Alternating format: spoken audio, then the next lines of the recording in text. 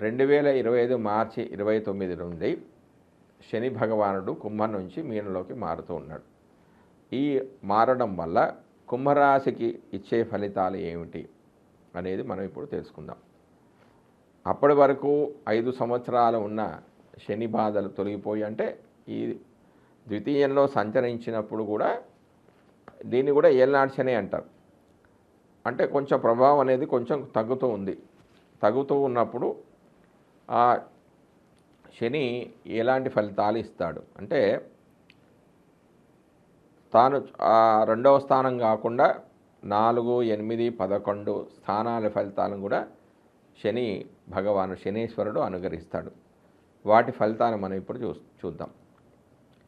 రెండవ రాశిలో సంచరించే సందర్భంలో కష్టాలు, కారణం లేని విరోధాలు, అనుకున్న పనులు జరగకపోవడం, త్రిప్పడం, సొంత వారితోనే విభేదాలు ఏర్పడడం, సంతాన మూలకంగా ఇబ్బందులు, అనారోగ్యము, వృధా ప్రయాణాలు, కలత్రానికి నష్టము, బంధు నష్టము, శరీర బలం తగ్గిపోవడం, ధననాశనము, రోగాల వలన బాధ, వృత్తిలో మార్పులు లాంటి అశుభ ఫలితాలతో పాటుగా స్వల్పమైన అనుకూల ఫలితాలు జాతకుడు పొందుతాడు. పుట్టినప్పుడు శని ఉన్న స్థితిని అనుసరించి ఏర్పడుతుంది. 15 సంవత్సరాలలోపు వచ్చినప్పుడు శని ప్రభావం అనేది ఉండదు అని మనం చెప్పవచ్చు. 15వ ఏట వస్తే 45, 75 సంవత్సరాల్లో వస్తుంది. పుట్టుకతోనే ఏలనాటి శని ఉంటే దీర్ఘాయు కలవారంటే 108 సంవత్సరాలను దీర్ఘాయువు అంటారు. మనిషి యొక్క జీవితకాలం ఏంటి? 120 సంవత్సరాలు.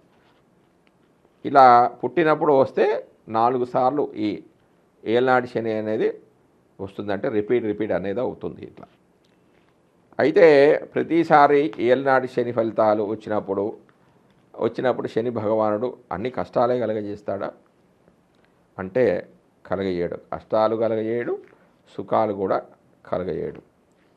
దీన్ని ఏలనాటి శని 3 సార్లుగా వర్గీకరించారు. మొదటిసారి వస్తే దీన్ని ఏమంటారు? మంగు శని అని, రెండోసారి వచ్చే శనిని పొంగు శని అని, మూడోసారి వచ్చే శనిని కుంగు శని అని అంటారు. అయితే మొదటిసారి వచ్చే శని వల్ల వచ్చే ఫలితాలు ఏంటి? చికాకులు, పనులు మెల్లగా సాగడం. రెండవసారి వచ్చే శని వల్ల పనులు ఆలస్యం కావడం, ఆలస్యమైనా కూడా శుభకార్యాలు జరుగుతాయి. అంటే మనం అనుకున్న టైంకి కావు, కానీ అందులో విజయాన్ని మనం సాధిస్తాం. కుంగు శని అంటే మూడోసారి వచ్చే శని వల్ల అనారోగ్య సమస్యలు ఏర్పడతాయి, ధనపరంగా అనుకూలత ఉంటుంది, దాంతోపాటుగా ఆందోళన, ఎక్సైట్మెంట్ కూడా ఉంటుంది.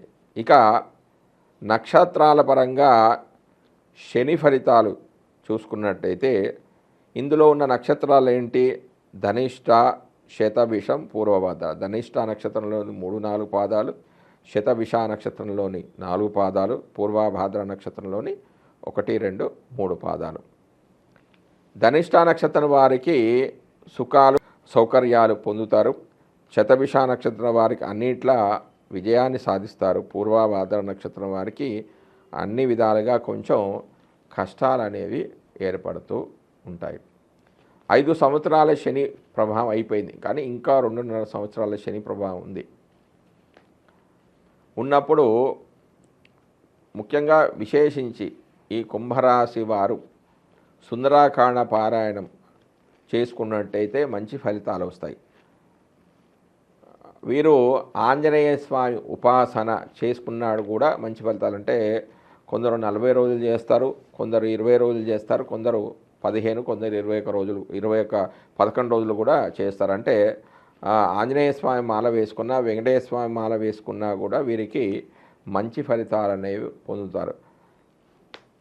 వీటితో పాటుగా మామూలుగా శనికి సంబంధించిన ధ్యాన శ్లోకాలు అంటే నీలాంజన సమాభాసం, రవిపుత్రమాగ్రజం, ఛాయా మార్తాండ సంభూతం తం నమామి శనేశ్వరం అనే ఈ యొక్క శ్లోకాన్ని చదువుకున్నా కూడా మంచి ఫలితాలు వస్తాయి.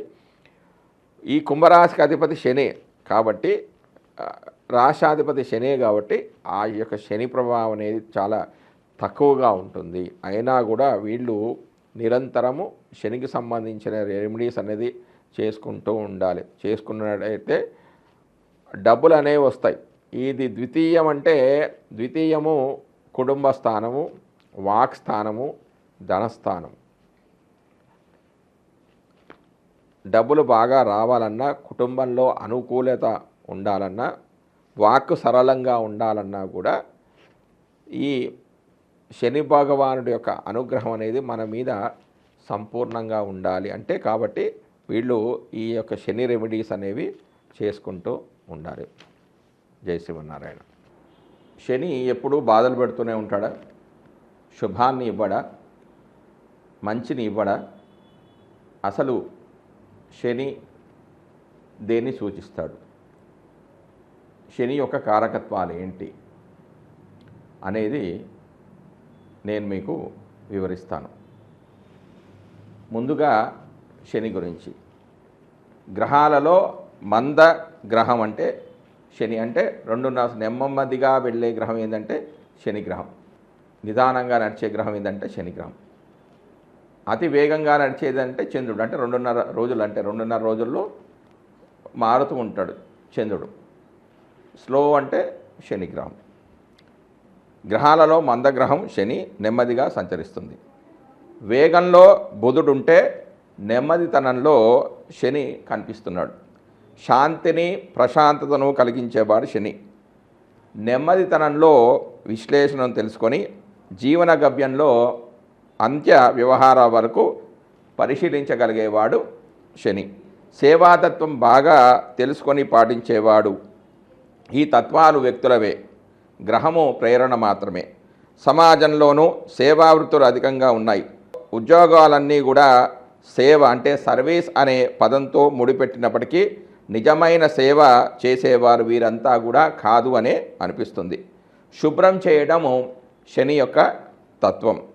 మనస్తత్వాన్ని, శరీరతత్వాన్ని కూడా శుభ్రం చేసి ఆధ్యాత్మిక భావాలను పెంచే శక్తి శనిగ్రహానికి ఉంది. వీధులను శుభ్రం చేయడం వంటి ఉద్యోగ వ్యవస్థకు సంకేతము శని. శరీరంలోనూ విసర్జన వ్యవస్థకు కారకుడు శని. శని కారకత్వం సరైన విధంగా లేకుంటే విసర్జన పదార్థాలు ఎక్కడికక్కడే ఉండి పోతాయి, వెంటనే వ్యాధులు కలుగుతాయి. అందుకే సమాజానికి శని అంటే భయం. అంతేకాకుండా వేగవంతమైన భావన కూడా నెమ్మదిగా పనిచేసేవాడు కావడం వల్ల ప్రస్తుతం ఉన్న వేగవంతమైన సమాజంలో ఇమడిపోవడం కష్టతరమవుతుంది. సమాజ అవసరాలకు అనుగుణంగా మారడం కోసమే శనితత్వాన్ని మార్పులు చేసే ప్రయత్నం చేయడమే శాంతి విధానం. పూజలు, పునస్కారాలు, ఈ ప్రయత్నాలతో ఆకాశంలో గ్రహమేమీ కూడా మారదు. ఆ గ్రహం ప్రేరణగా భావించే శరీరతత్వంలో, మనస్తత్వంలో మార్పులు అనేవి వస్తాయి. ఆ ప్రయత్నాలు తనను తాను తీర్చిదిద్దుకోవడంలో సహకరిస్తాయి. అందుకే జ్యోతిష్యం లోకంలో గణనీయమైన నయనస్థానాన్ని పొంది రాబోయే మంచి చెడులను చూడగలుగుతుంది, ఊహించగలుగుతుంది. శరీరంలో బద్ధకానికి అసలైన కారకుడు ఎవరంటే శని.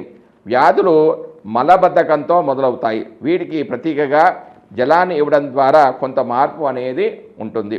వాయుతత్వ గ్రహం ఏంటంటే శని. గ్యాస్ ట్రబుల్ అనే కడుపు నొప్పికి కారకుడు శని. అదేవిధంగా వాతతత్వానికి చెందిన మోకాళ్ళ నొప్పులు మొదలైన వాటికి కూడా కారకుడు ఇతనే.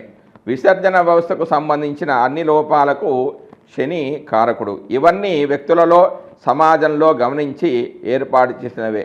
బద్ధకాన్ని తొలగించుకోవడానికి అవసరమైన శారీరక శ్రమ, ప్రాణాయామము, యోగాసనాలు వంటి వాటి వల్ల శని వల్ల కలిగే దోషాన్ని తొలగించవచ్చు.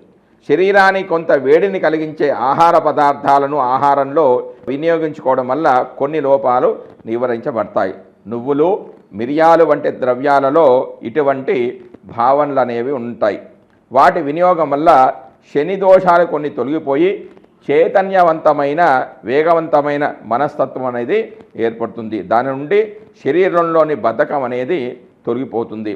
మనసులోని బద్ధకాన్ని తొలగించే ప్రయత్నాలే శాంతి విధానాలు. ఇప్పుడు అసలు శని యొక్క కారకత్వాలు ఏంటి అనే దాని గురించి మనం ఇప్పుడు తెలుసుకునే ప్రయత్నం చేద్దాం.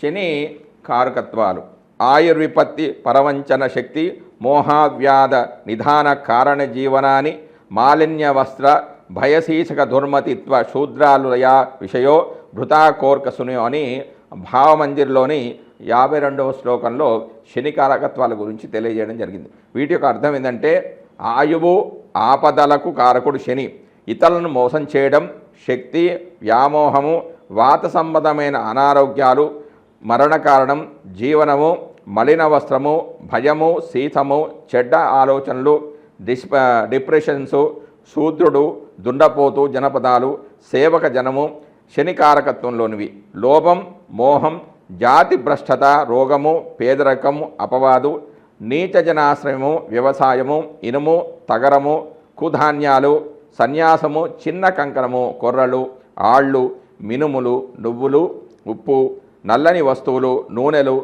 మారక యుగం మొదలైనవి అన్నీ కూడా శనికారకత్వాలని ఉత్తర కాలామృతాది గ్రంథంలో చెప్పబడింది.